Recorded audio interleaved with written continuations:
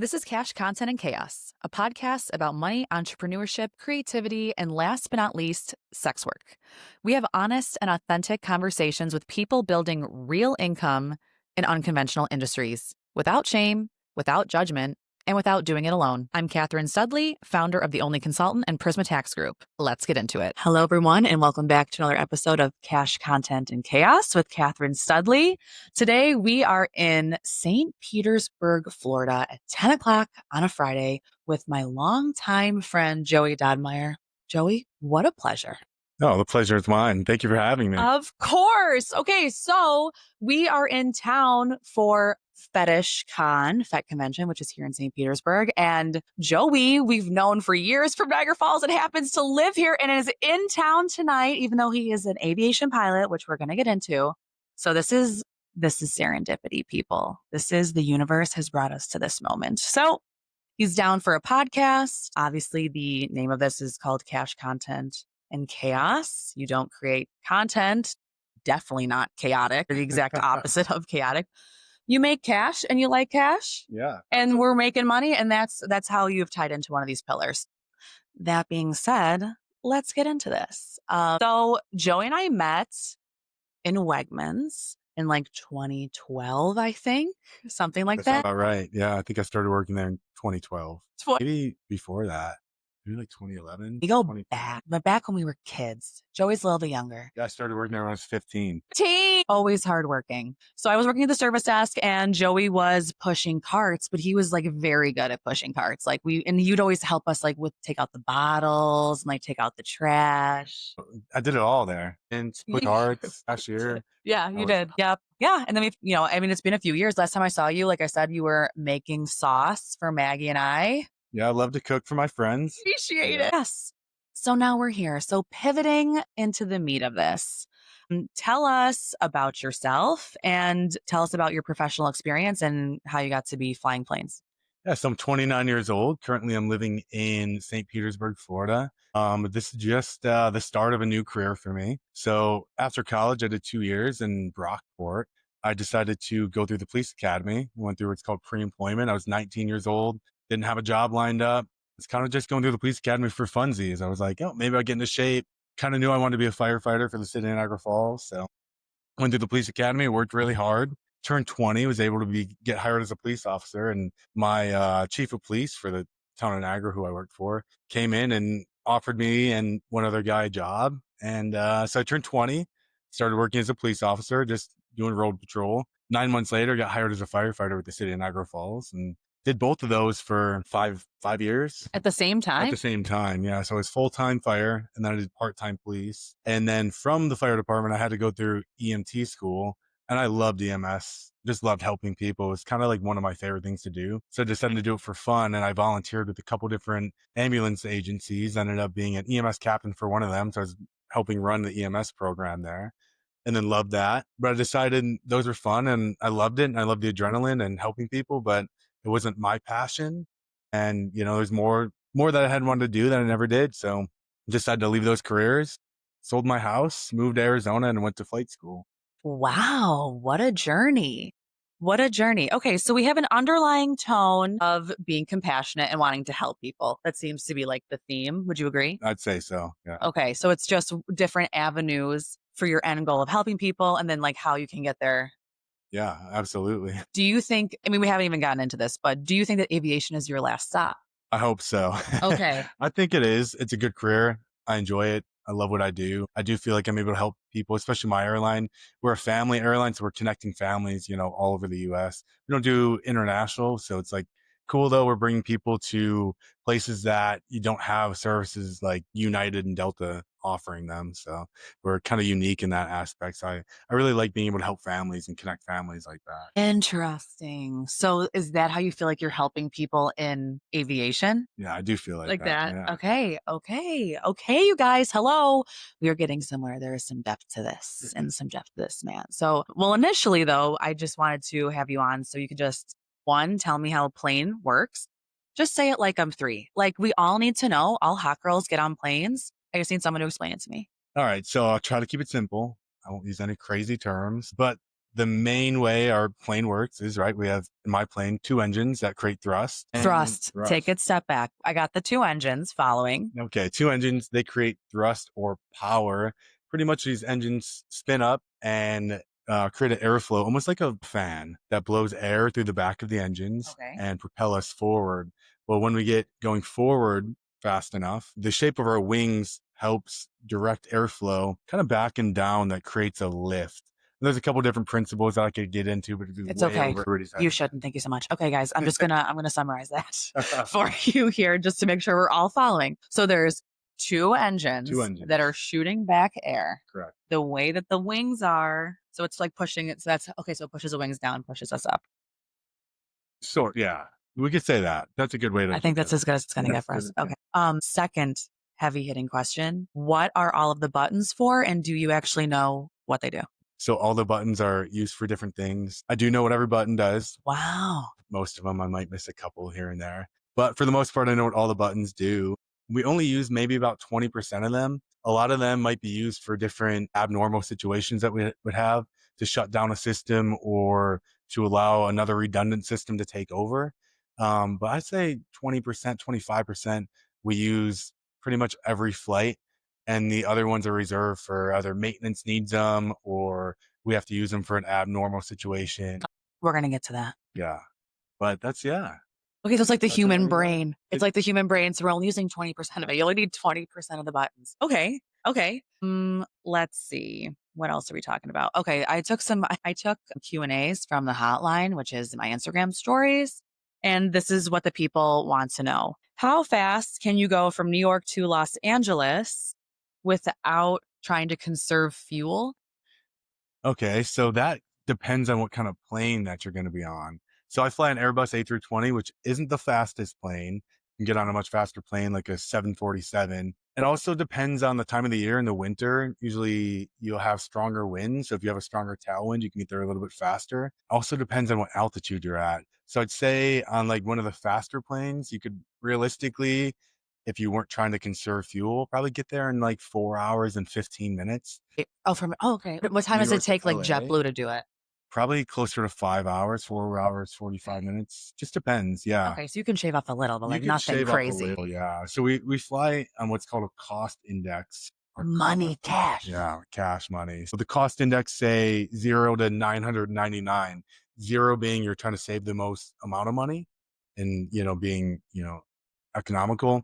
999, we just want to get there the fastest.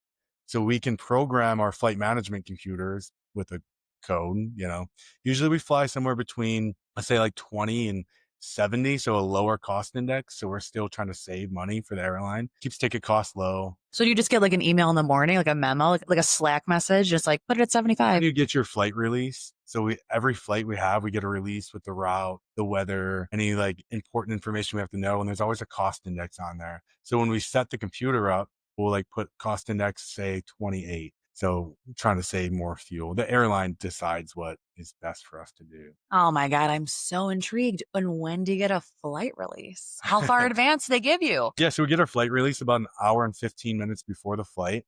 Oh shit. Yeah. So, we always know where we're going, right? But then the flight release comes and like I said, it has our route. If we need an alternate due to weather, it has the alternate airport route. It has how much fuel we're going to burn for the flight and how much legally we need to carry for fuel. So that gives us the number that we need to tell the fuelers, hey, we need, 21,000 pounds of fuel in the plane. That's how much fuel goes in there? Sometimes more, sometimes less. Depends on the route. But yeah, we can carry a lot of fuel. We're usually, I'd say, with a full load of people and say like a normal, like maybe 3-hour flight, we're carrying probably 155,000 pounds total in the plane. That's how much we weigh. Oh my God. Yeah. So I can't even comprehend this. Yeah. My brain's going to short circuit. I have so many questions. Let's just take it back. Okay. So you get her flight release 1 hour and 20 minutes before the flight takes off. And so the captain's like really the captain, like really like checking with like all these departments and like, Yeah. So we have like an operations center, and we have dispatchers, so people that are trained specifically to make these flight releases, and they know like all the aviation rules and regulations. So if we need an alternate, they know to give us an alternate. So they send these flight releases to us, and then we go over them and make sure, hey, does the route look good? Do we have enough fuel? Are we avoiding weather? And then we, after reviewing that, we sign the release. And then when the captain signs it and I sign it, then the release is good and we're good to go. But if we need to make any changes, all we do is call our dispatcher and we could change things here and there. And you're like really reviewing that for real, right? Yeah, we You're have just like to paying review it. close attention. Yeah, so there's a lot of things we look for because we want to make sure we have enough fuel. Yes, it's what I'm saying. Like, let's talk to me about diligence. And then there's what we call NOTAMs. Won't get too much into that, but if we're going to an airport, if I'm flying to Niagara Falls or hometown airport, I want to look to make sure, hey, is this runway open? Or is there anything I need to know about the runways? Or, if we're flying there in the winter, is, the runway icy? And that's all things that we could look at on there. We also get like a weather forecast on there as well. So it's probably a 40 to 50 page document. I won't say we look at everything in depth, but we know there's a lot of things that we need to look at that, we just pinpoint. Is it paper? Or is it a PD? Like, it's all on, we call them EFBs, an electronic flight book. It's just an iPad. No, I love the branding. I love that branding. Yeah. That's great. But They got aviation terminology, EFB. That's why we're here. I'm so intrigued. Okay. I have to stay on script though, you guys, before I black out with all my plain questions. I guess I understand why people are so interested in aviation. There's so much going on. I'm just excited to be on the plane to go somewhere. Okay. I saw on TikTok that Jello and turbulence are very similar, and somehow there's a theory there. So please explain that to me. So the Jello theory is kind of a way we explain to kids or scared adults in a simple Our way. podcast. Kind of like how safe it is to fly in turbulence. And the theory is that, say you had a cup of Jello and you put a little airplane in it, you started jiggling it around. The plane is going through that Jello, it's moving, but it's not just going to fall to the bottom of the Jello. It'll stay suspended in that air or in the Jello. So when you're flying, right, there's air pressure all around you. It's almost like a road. You're driving on a perfectly safe road with potholes. If you hit a pothole, though, you're not just going to fall off the road. You're going to stay on the road still. And that's kind of how they explain the Jello theory. Like, you're never just going to fall out of the air or fall out of the Jello. Planes are made to withstand a lot of turbulence, and they do. I don't think there's ever been an airline that's crashed due to turbulence. And we are not quoting that, you guys. We're just doing our best. It is a Friday night. Thank you so much. However, turbulence is becoming more part of like the conversation where it really hasn't been before. I personally always enjoyed turbulence. And then I heard on the news we should be afraid of it. So then I started to be afraid of it. I don't know. I think it's kind of fun. Yeah. I mean, turbulence is, depending on the severity of it, it's pretty safe. Every once in a while, you can hit like clear turbulence or like severe turbulence. And if people are up, which is why we recommend if you're in your seat, you have your seatbelt fastened. It could throw you around. I mean, flight attendants have got hurt by it before, but the majority of turbulence is very safe and you don't encounter extreme turbulence very often. But it's out there. It happens. It's the risk of flying. And we do our best if we know there's turbulence ahead to choose another altitude or to go around it. But oftentimes, unless it's, a storm that we're avoiding, if it's clear or turbulence, we can't see it until it's happening. Makes sense. Okay. What happens in the cockpit? What happens in the cockpit? Not much.